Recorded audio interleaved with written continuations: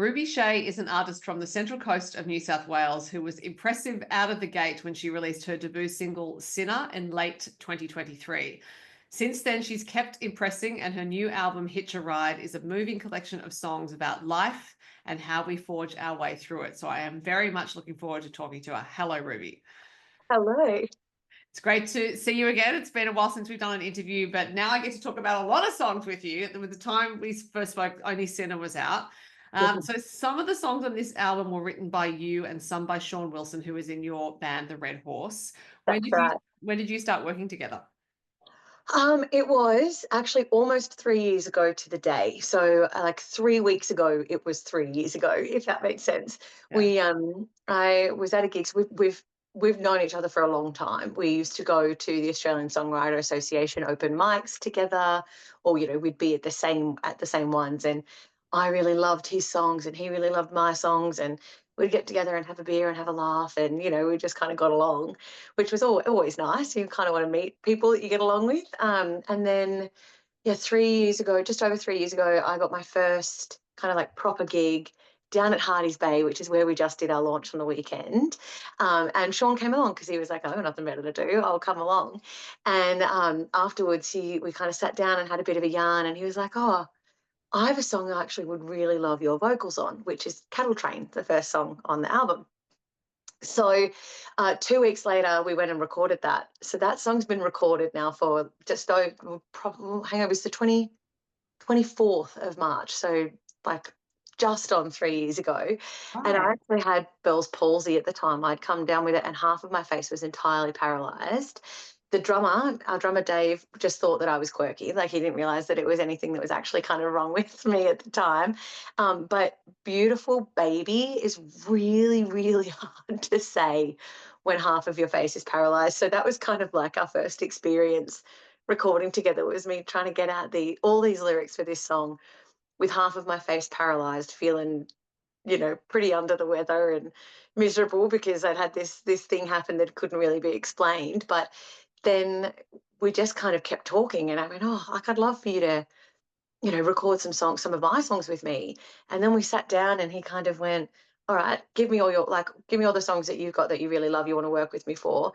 And we kind of played through them, and then he was like, "Okay, well, with that in mind, I have these ones that I would just love to hear your voice on if they resonate with you." And then we kind of went through and picked and chose which songs were really both that meant something to the both of us, even if we hadn't written it, because that was something that was really important. That we both really believe in what we're doing, and we both really believe what we're, putting our art to and putting our talent to. So we kind of got together. I think there was like 32 songs that we went back and forth from, ones that he's written to ones that I've written, and we settled on this 11. And then we've got three that we're going to take forward to we're planning on taking forward to what will be album number two. Right. And we've been doing a lot of writing together now, like over the last 3 years. But yeah, it was just over a beer at a pub, and then we just had a bit of a yarn, and here we are, which is pretty crazy. It was obviously meant to be, although I'm going to make a little side note. You are about the fourth person I know who's had Bell's palsy on their face. One of those people was my brother, so I got to watch it at close hand for several weeks. I don't know how anyone thought you were quirky. That stuff is serious, and it's very noticeable. And really painful, really painful. And like, I don't really want to, I'm not a big conspiracy theorist or anything, but there does seem to be some merit between some potential links with some vaccinations that were going around the time. But, nothing's proven. But I had seen like a lot of people kind of, I don't know, I'd never heard of it. And then all of a sudden it was out there. And maybe it was a case of because now I knew what it was and that I had kind of had it. But yeah, it was not a fun time. It was still back at work, and it was hard to like laugh with my kids, and yeah, really, really painful. And like if I was tired, and just because that muscle's just always trying to get back engaged or not, it was, yeah, really rough. Really rough.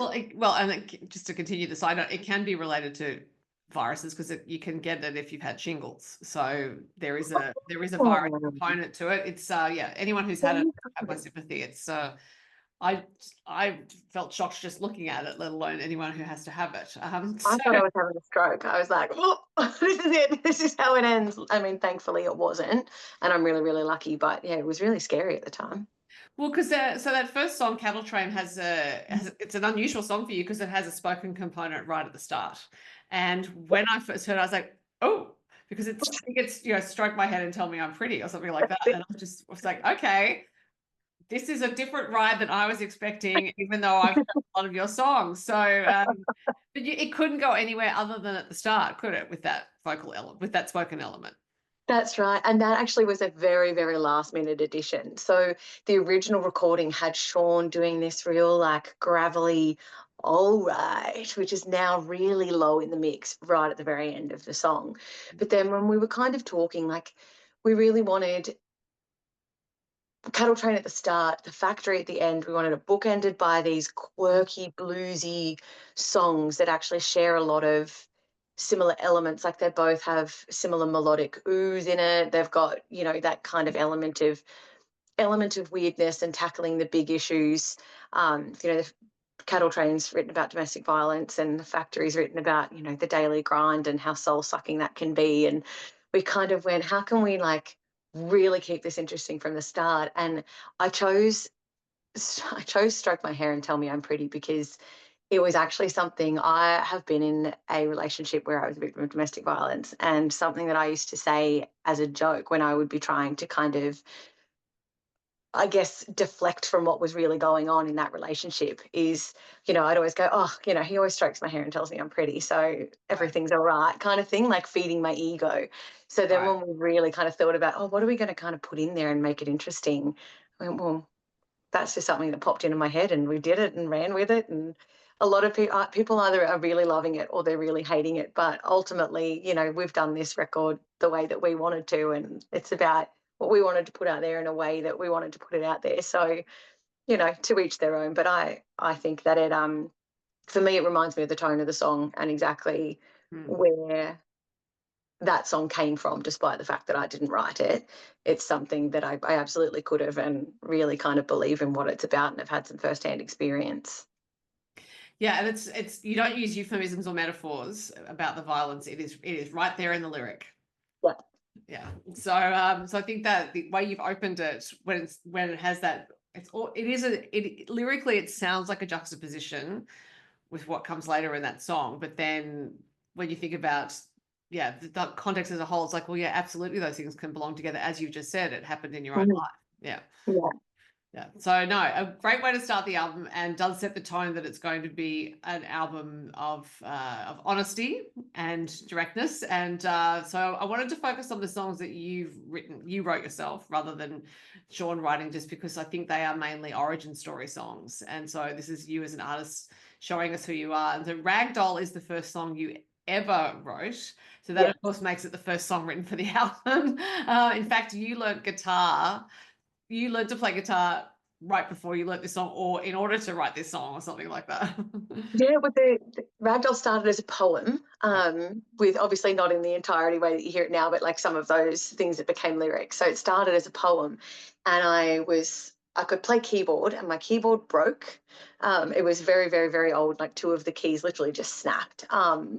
And my housemate was like, "Oh, just pick up a guitar." And I was like, yeah, okay, whatever. Like thinking I'm never gonna be able to learn how to play guitar.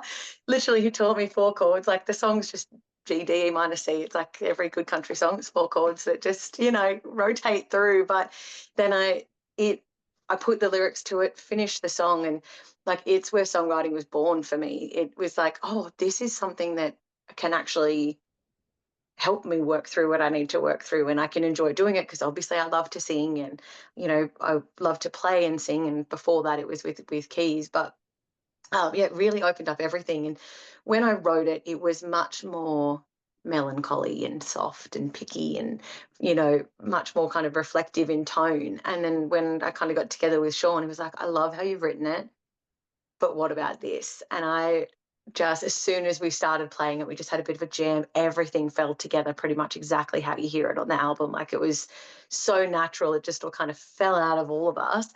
I did re-record the lyrics 3 times for that one though, which is the most I've recorded, most takes I've done on any of the songs on the album, because Mhm. I really wanted it to be perfect. And there's a lot of words in it. And there was somewhere my husband had said to me, "Oh, I don't really know what you say in that line." And I was like, "Right, we're re-recording it, we're getting it redone again."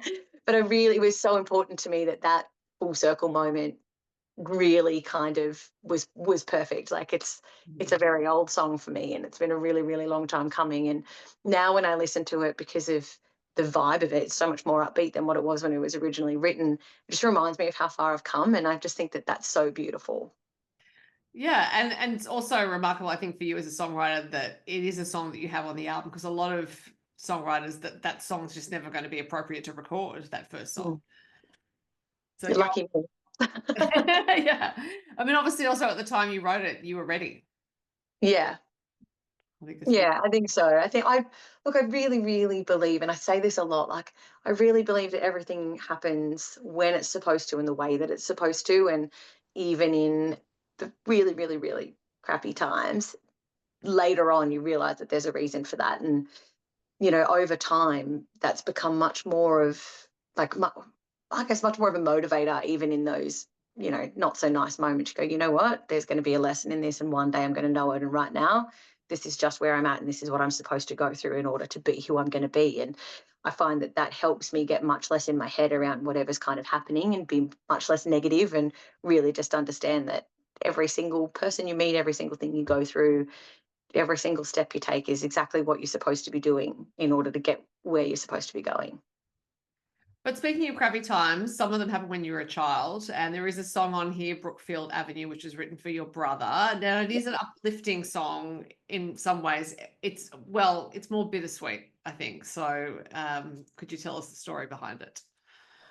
At the album launch on the weekend, just the first time that my brother was there, and it was the second time I've seen him in 8 years, I think. But he made the trek up, which was really great. And I tell you what, that song hits different when you're singing it to the person and they're in the room. Like, I hadn't done that yet, so that was a lot. But when I first wrote it, again, it sounded like it was really hard for me actually to put it from a perspective that was a little bit more bittersweet. Like, it was so easy to fall into all of the negatives and think about all the things that happened that weren't great and weren't really nice memories. And I thought, this is actually not what I want to, this is not what I want to take away from that time in that house. It was the only place we ever lived in together. It was the only place that my siblings and I were there with our mum and dad. And, you know, we never had that experience ever again. And there are bits and pieces of that that really kind of shaped who we were. Like, if we didn't live in that house together, I probably wouldn't even have the relationship that I have with my brother now, even though we don't see each other very often. But,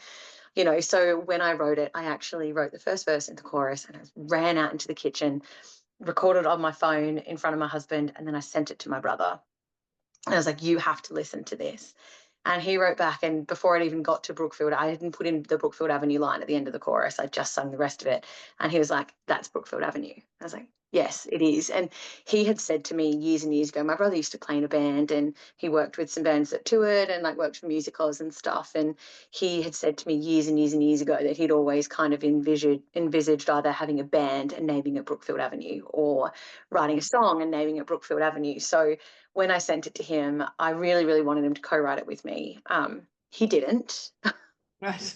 but it's still, it's out there now. And I feel like everyone has a Brookfield Avenue. They have the place that's always going to be home, even if they didn't live there for long or they don't live there anymore. But it's just that place that they always remember, and the things that happened in that house shaped who they are as humans.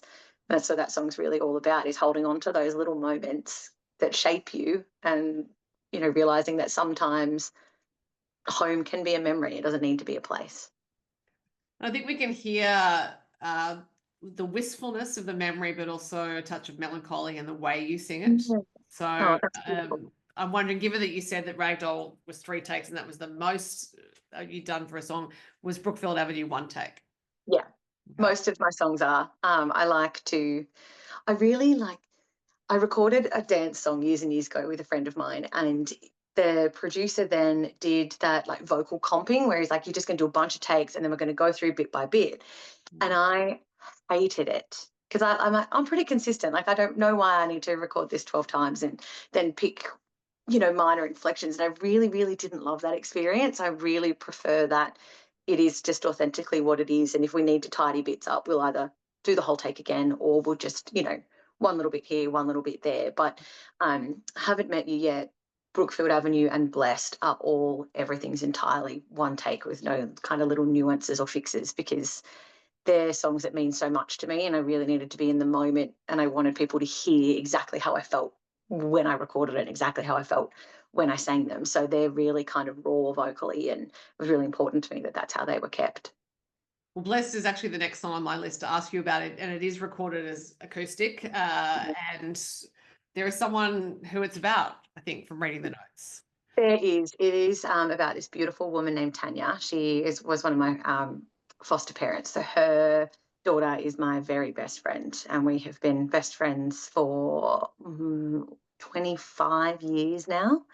And she's beautiful. Like, we do not, but she's my sister. Like, we are just, and I went to their house once and pretty much just never left. And, they were allowed to care for me for a while when I was supposed to be with very particular people, governed by the minister. So, but no, she passed away 2 years ago, and I wrote Blessed 2 days after she passed away and recorded it specifically for her funeral. And that's the recording that went on the album, which was done in my friend's lounge room after a couple of glasses of red wine. So, but it was a late addition to the album. I wasn't going to put it on there. It was just something that we had, like Lana and I had, and the rest of the family and I had, and it was like our little secret. And we didn't really want to share it with anybody. But when we pushed the album back, it was supposed to come out in January, but Shaun was unwell. So we moved it to March. And when we pushed it back, I had a bit of a chat to Lana and said, I actually really think it's important that it goes on. It means so much to me, and I love that song, and I want the family to be able to hear it when they want to be able to hear it. And, we're going to stick it on, but I'm not going to get the band on it. It's just going to be exactly how I recorded it for the day in Ben's lounge room after a couple of glasses of red wine. Well, when I was going through the songs on the album that you'd written and listing them, actually, to talk to you about them, it does fit. If you took it out from the other songs, actually, I think there would be a component that wasn't in there that was essential to be there. Yeah, well, again, everything happens the way that it's supposed to, like, we were pretty bummed when we had to push the album back, but as a result of that, it gave us a bit more time to really think about what we wanted on there, and that really made me kind of go, oh, if I'd released it without Blessed, I would have regretted it. And it gave me that time to have reflection without having to commit, which is a very unique position to be in. I don't mind being in that position. Actually, being able to have hindsight without actually having to go back and change anything is quite nice. But yeah, I'm really, really glad that it ended up. I played it live for the first time at the album launch on Saturday, and I had to send Lana out of the room. I couldn't look at her. Right. But I can't even look at you while you're in here. I'm going to cry, and you're going to cry, and we just need to not, because I have a job to do. Yeah, fair enough too. I'm sure she understood. Yeah. But when it comes to singing those songs in one take, obviously you've either rehearsed them a bit beforehand, or you've mentally rehearsed them and you're able to conceptualize what you want to do once you start recording. Yeah, absolutely. Look, our general recording process is to get the band to do most of their stuff first. So we'll kind of get in the studio. Shaun and I would have already had a bit of a play with it, in the lounge room, about what kind of vibe we want it to be. And then we all are in the studio all together. We're all there for all of the production, all of the mixing. Like, we all have a say in every component for how the song ends up, which I just think is lovely. But by the time we get to the studio, we will generally kind of record a bunch of things where we'll lay down like a basic guitar track, a basic bass track. If our drummer's there, he'll do his full kind of drum fill, and then I'll listen to that, and then we'll go back and do vocals and the rest of the guitars and harmonies, and we kind of layer things up each time we go in. So we have time to really sit with it and go, okay, how do we want this to be? How do we want this to sound? What are we feeling? Does it feel right? Does it not feel right? So then we're kind of able to chip away at it bit by bit, and we're really lucky that the guy who plays bass on our album owns the studio. So we are incredibly lucky that we're in a position to be able to do that.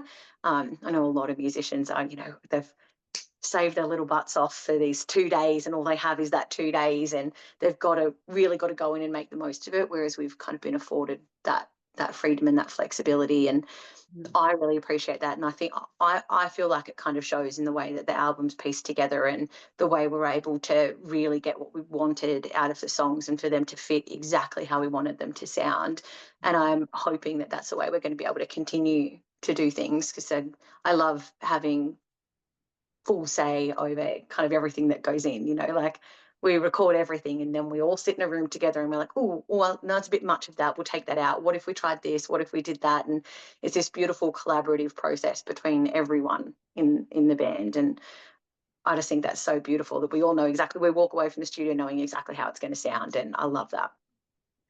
Well, you said you hope you'll be able to continue. Given that you already have 3 songs earmarked for the next album, it sounds like that will be underway pretty soon.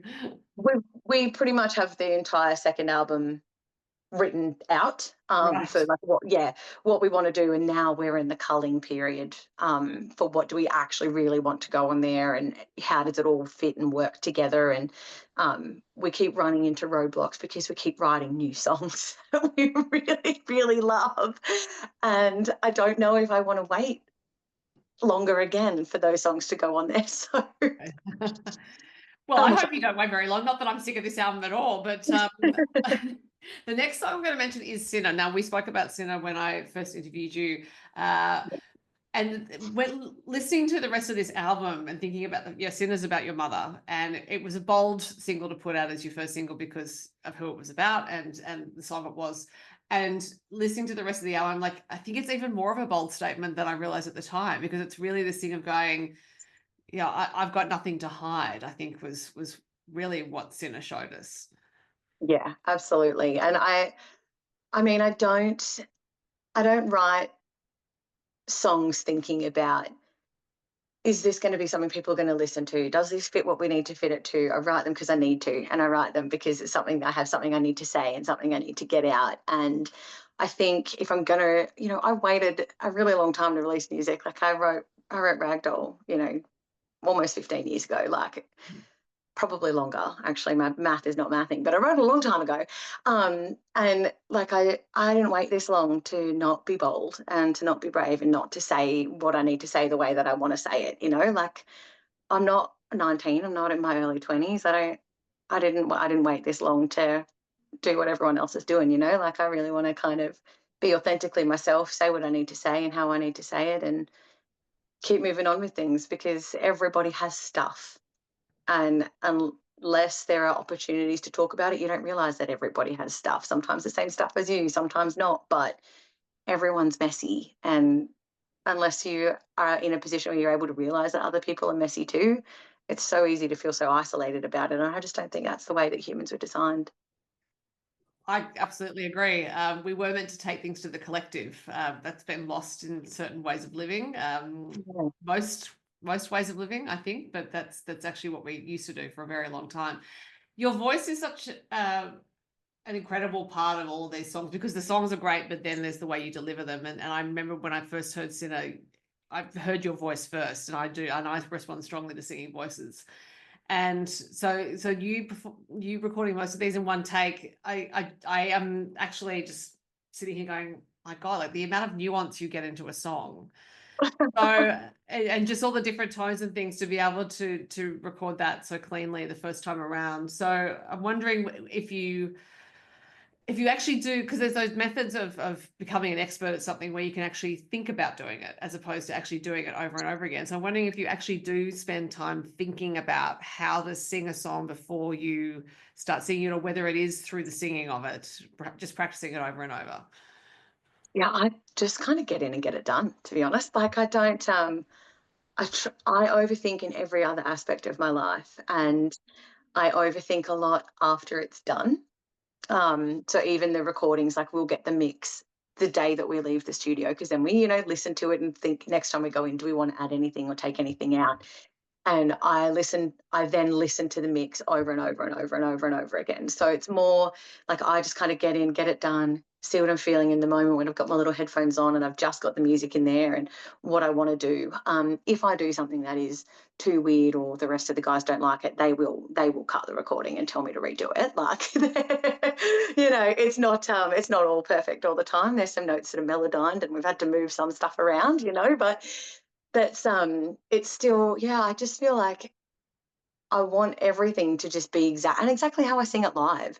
I don't want to not be able to replicate what you hear when you hear me as a whole human being. So, that almost underproduction of things is something that is really important to me in the sound as well. Like, I don't like a lot of filters on anything. I don't like a lot of kind of auto tuning, or we won't melodyne anything if it's more than just one note that's like a tiny bit flat or Mm. tiny bit sharp. And yeah, we just kind of get on with things. I think about it more after I've recorded it. And then if, like with Ragdoll, we kind of listen to it and go, oh, hang on, I'm not super happy with it, but I'll just go back and record the entire thing again. Right. Speaking of live, you played Bicentennial Park in Tamworth during the Country Music Festival. I That's a did. nice big stage to be on. Yes. I had a Stanley Cup backstage that was full of wine, because I was terrified, terrified. The moment that I got out on stage, I was fine, I was good, but it was, yeah, it was the last Saturday night of the festival, and the year before I had taken a video where I was like this with the stage in the background, going, like, "Oh, one day I'm going to play on there," and then 12 months later there I was, and it was absolutely wild. And it was a real shame that Shaun wasn't able to be up at Tamworth with me this year. So he wasn't able to be part of that with me, which was a really kind of big missing piece. But we did have an amazing bloke, Andrew, who stepped in and kind of played for us for that. But it was amazing. It was absolutely amazing. I didn't quite realize how many people were there until I jumped on socials and I saw the photo that my drummer took, like from behind me, Okay. and I kind of went, "Holy dooly!" Like, that was a lot of people, but I had my whole family there, and my uncle had come up from Newcastle. He'd come up for the whole festival, and he was in the audience, like, cheering me along, and that was really, really, really lovely. There's a whole bunch of kids dancing too, which was just so beautiful. I absolutely loved kind of looking down and seeing all these little teeny humans having a good time to the music that I was doing. It was incredible, and I hope to be back on that stage next year. Well, I wasn't surprised when I heard you were on it because I'd seen you play the year before and knew how good you were live. But yes, I can see how it's a surreal moment for any artist to be on that stage. Now, the very first time we spoke, it was around the release of Sinner, but you were about to release the song When They Call Me as your second single, which is just such a wonderful song. And you've said it's about the realization that in most cases, we don't ever get over the moments that changed us. We just get better at not allowing those things and those moments to define us in a negative way. So I'm wondering if there's something in particular you had in mind when you wrote it, or it was just more the sweep of experience that went into it. It's a culmination of all of the things that I thought I had to do when I was growing up to be accepted and loved and wanted, because I grew up in foster care, and that's always hard because you make a mistake, you get moved on. Your parents aren't able to be the ones who are caring for you, and that is really, really, that was really rough. So some of the lyrics in that, like, you care too much, you're too deep, you laugh too loud. They're all things that I had been convinced were problems with me, when I was kind of growing up, and even into adulthood. It wasn't until I was in my 30s that I kind of actually was like, you know what, it's actually just okay to be whoever I am and not really care whether people like it or not, because I do have people that love me, and if they don't, I do, and that's all that actually matters. But it was I was talking to a friend of mine. So we were best friends, this girl and I, in year 7. She's the only person who's ever met my biological father in my life, except for my brother, obviously. But she's the only person who I had to go and spend a Christmas with him. And because we hadn't spent much time together, I was scared. And she came with me, and we were about 11 or 12. But we were best friends. I moved away, she moved away. And then I started a job, and her name was like in an email, and I sent her an email, and I was like, I don't know if you're who I think you are, or if you even would remember who I was, but I think we used to be really good friends. and we reconnected, and she was like, I've been looking for you for years. Like, this is, and we're not in the same location. We've moved now from Wollongong up to the Central Coast, and we both just happened to be here working at the same place. Like, crazy. But we were sitting down one night, and she was talking about, we were talking about something that had happened around that time, to both of us, and how we felt like the other person really kind of helped us get through all of that. And it was when I was talking to her that I kind of realized that you get those moments and those, I hate the word triggers because I feel like it has so many negative connotations in society these days, but it is a trigger, like something that happens that makes you feel something that you don't have control over. And I realized that like all of that stuff still happens. It just doesn't make me stop anymore. That's the moment that I realized that I had actually really done some healing, and that when she was talking, I'm like, oh, all that stuff's still there. It's still rattling around in my brain. It's still a memory that pops up. It's still a yucky feeling that I feel. It's still whatever it is, but I can move past it, acknowledge that it's there, and, just kind of move on. So in that song, the when they call me, for me, the they is not a person. It's the thing. It's that defining moment. And it's going, I know that it's going to come, and I know that I'm going to have to acknowledge that it's there. And some days, I might really go along for the ride with it. And other days, I might just be strong enough to go, you know what, actually, this is not for me today. Like, I don't want a bar of this. And then in the bridge for me, is really about having conversations like this, that make them see you, make them speak your name, is that, we're going to talk about those awful things, and we're going to talk about the fact that everybody has stuff, like I've already said, and everybody has these things, and you need to be part of the conversation to make people feel a little bit less alone, because there's way too much of that. Mm-hmm. I just noted the line you said in there about when you were growing up in foster care, if you make a mistake, you get moved on. That is not something that most children ever have to think about or experience. And I think it's, to become an artist in that context, when there are so many people who are willing to point out that you make a mistake, is actually an act of tremendous bravery. It's brave being an artist anyway. I think to actually do what you're doing, to move beyond that, to commit to a life where you're actually showing people who you are. I can't even imagine the trajectory that's required, because I didn't grow up thinking, It make a is mistake. very scary. Yeah. It is very, very scary. It's becoming less scary the more things go on, and the more that have conversations like this, or conversations with people at gigs and at shows that kind of go, this was my story and this is my experience, and thank you for doing what you're doing. And, even if you don't get the thank you, like, I know that there are conversations being had because someone's speaking up. And Mm-hmm. yeah, I think that if you have a story to tell and the ability to do so, I feel like you have to, like, it's your duty. It's why you're here. It's the purpose, and you have to kind of hold on to that, and make those experiences mean something. Yeah, and another experience, or experiences that you didn't resolve from documenting, was in the song "Haven't Met You Yet," which was a single about your experiences with pregnancy and infant loss. But it's not a maudlin song. I think that's, it just, I listened to it and I thought, well, I knew what it was about, but it doesn't make me feel morose, if that makes sense. Yeah, and that was the intention. We really wanted it to be, again, a conversation starter. I don't want it to be that then someone can't listen to it because it's too full on, or it's too obvious, or it's too upsetting, and it's too hurtful.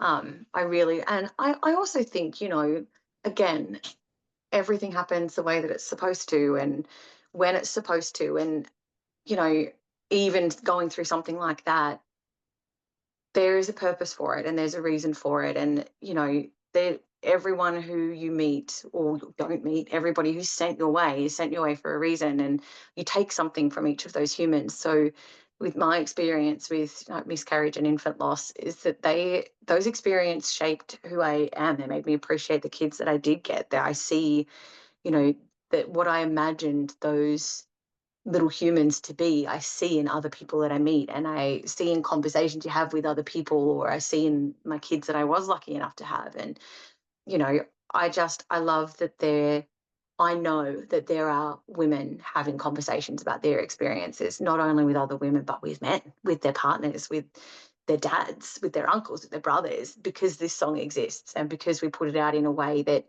is not too triggering, like you can listen to it and go, you know what, yeah, I'm going to talk about it, as opposed to listening to it and then it bringing up all of those things maybe you don't have the tools to deal with because you don't have that support network, because you haven't been able to have that conversation with the people that are there for you. And, I really hate that it's something that so many people go through on their own, like that's not the way that I really don't feel that that's the way it's supposed to be. You wait till 12 weeks. Well, who are you going to need for you there in that time if something were to go wrong? And I think it's become such an isolating experience because there's a lack of conversation. It's rough. You need your village. Well, you do, especially because it's a really physical thing to go through. And the fact that so many women for so many generations have actually felt not felt they had to hide it, have hidden it because they had to hide it. When they're going through all of that as well, leaving aside the emotions of it, just, the pure physical management would mean you need some help. Absolutely. Absolutely. It is the worst. Like it's such a crappy experience. And there's not only like there is all that physical stuff. Like I know women that have been at work still, and kind of going, well, I didn't tell work that I was pregnant, so I can't tell them what I'm going through now. Like, babe, you can. And if honestly, they tell you need to be at work, sorry, darling, tell them to shove it. Like you need to look after yourself, and women need to look after women, and our men need to, we all just need to look after each other and be a little bit more honest and a little bit more open and, a little bit more compassionate. Everyone's going through something and you just never know what that is. Yeah, absolutely. Now, there is a form of honesty in your latest single, Our Blue Home, which is on the album. And it's about the challenges, shall we say, of living with other people to an extent. Humaning is hard. Yes, humaning is hard. Living with other humans is hard. Living with humans of the opposite sex is hard. I'm sure living with humans of the same sex is hard as well, actually. I don't think that really discriminates, but I love playing Our Blue Home live. I love that it's the cheekiest song on the album. Like we have a lot of that really kind of heavier content, a lot of really heartfelt stuff. And, we could have written something that went into those finer nuances about the difficulties of long-term relationships, and ultimately divorce is, that's what the song's about. But, we have a lot of songs like that. And we kind of thought, what are those little things that turn into big things? It's leaving the toilet seat up. It's that I want you to be ready on time. It's that I want you to change those little things I ask you to do. So it shows me that you're hearing me. It shows me that you're respecting me, even if it is something as little as picking a towel up off the ground. Or, my husband hates that I never, not never, but I don't clean out the milk frother for the coffee machine straight away. I like make my coffee, and then sometimes I'm in a hurry and I get distracted by the kids, and then he gets home from work in the afternoon and he's like, oh, I've got to clean the milk frother because you didn't clean the milk frother. And I continue to do that, and I shouldn't, because it'll be those little things one day that'll kind of catch up with us. But I just think that Our Blue Home is so much fun, and it's another song that almost didn't make the album because the original version of it, Shaun didn't think was kind of country enough, like it didn't really fit the vibe. And then my drummer Dave and I kind of went, we love this song so much. So Dave changed the drum beat up a little bit and he was like, here you go, now it is. This is what it looks like now. So we kind of just got in and got it done. But yeah, it's so much fun. I absolutely love that song. And I think I really want people, when they listen to it, to kind of go, yeah, cool, this is a fun, happy song. Like it's a lot of fun. You're dancing along with it, but also, like sort out the toilet seat, pick your towel up, clean the milk frother, make your partner feel heard, because that's ultimately the little things are going to become big things real quick. Yeah, absolutely. So as I said, I'm not going to do a track by track on the album. So I have spoken about, the songs that you've written and which go to the origin story, but it's a really rich album with the other songs are terrific as well, and they're complementary to these songs. And I saw you've talked about that process of choosing the songs that Shaun wrote that worked with your songs. I'm wondering how you're going writing together, because these songs were ones that you wrote as individuals. That's right. We wrote them as individuals, but then came together to hear what you hear. Like none of them really have what you hear now is not how they started when we brought them to each other. So we were able to kind of get together and go, okay, how can I put a bit of myself in that, and how can you put a bit of you in this? And do we resonate with those songs, and do we mean them? And that was something that was really important. We go okay writing together. I have never written with anybody else until now, because songwriting for me has always been something that just comes, and when it comes, I just do it. I haven't been able to kind of go, oh, I have this concept, this is what I think I want to do, this is kind of how I think I want it to sound. But we do just honestly, we just get together, we have a drink or two, we sit in my shed, we have our guitars out, and Shaun will just play something cool, and I'll be like, oh yeah, I really like that. Yeah, that's a cool riff. And then maybe I'll have lyrics that I've had stored away for a really long time, and then we work on expanding them together. Or he will come to me and he'll go, this is what I'm kind of going through at the moment. I feel like you'd be able to relate to it. Like, can you help me write some lyrics? I have these 4 lines. And then, we ask each other a lot of questions around, okay, well, what did that person mean to you? What did that experience mean to you? Where did it come from? And we've kind of found these little things that I can take from his experience and put my own bit in it as well, and we can kind of meld them together. It's been a really unique experience trying to write together, and there's definitely been some things we've not agreed on, where I've sent him some lyrics, he's sent me a riff, and I've sent him some lyrics, and then he's put the lyrics to the riff, and it's nothing like the melody I had in my brain. But that is what happens when I just send words through Messenger, as opposed to maybe I need to get better with voice memos and stuff, but usually my kids are screaming in the background, or the dog's barking, or something else is going on. No, it's been really, really nice, and it's been really lovely. Shaun and I have known each other a long time, but it's been really lovely kind of really getting into what our shared experiences are, and how much of those we want to give to the songs. And it's been really nice being on the same page as that. Like, I feel like he puts as much of his own heart and soul into things as what I do, and that's a really lovely balance to have, particularly when we're thinking about lyrics and like the vibes of songs, and making sure that we're both really proud of what it is that we're putting out, and we both really believe in what it is that we're putting out. There are what we're intending to be the second album, like there's 2 that just I've written and 2 that just he's written, that we have just absolutely love of each other. So they're going on, and then the rest of them we've been trying to kind of get together and work through them. And some have worked really, really, really well, and others we've kind of just chucked in the bank to revisit later. But that's new for me too, kind of going, oh, that's not finished, I'm just going to stick it over there. Right. But it's all part of learning, and I think he's so brilliant. Like, he's a brilliant guitarist. He's such an alchemist. He kind of goes, okay, cool, you have this and this, I'm going to make it this, and like a little magician. And I'm really, really lucky to have someone like that at my fingertips, and who pushes me out of my comfort zone quite a bit with writing, which is definitely a space I need to get more comfortable with being in, and expanding those horizons a little bit. And it's still really important to me that everything is really authentic, and that I can resonate with absolutely everything that we kind of ever put out. But it is also nice to not feel so alone in that experience, if that makes sense. Absolutely. Yeah. I think it's also good to feel you have the support to express yourself the way you want to, or the way that you're on the way to expressing, if that makes sense. Yeah. Yeah, absolutely. Absolutely. That, there's always someone in my corner who's willing to listen to all my quirky, weird ideas. Now, you mentioned the kids screaming in the background and the dog, and I would think kids and dog are a reason why you can't tour extensively when you have an album out, or part of the reason. You have played your album launch show at Hardy's Bay on the Central Coast. Do you have any other shows coming up though? I do. And I feel like I did this to you last time as well, where I don't know what they all are off the top of my head, but I put them all on social media. Right. I've got, I can't even remember what it is coming up in the next couple of weeks, but there is a bunch. I'm booked out pretty much till July. So there's a lot in there. And then, we continue to book things. I played some really cool venues for the first time recently as well. So I played down in Mara in Wagga, which was fab.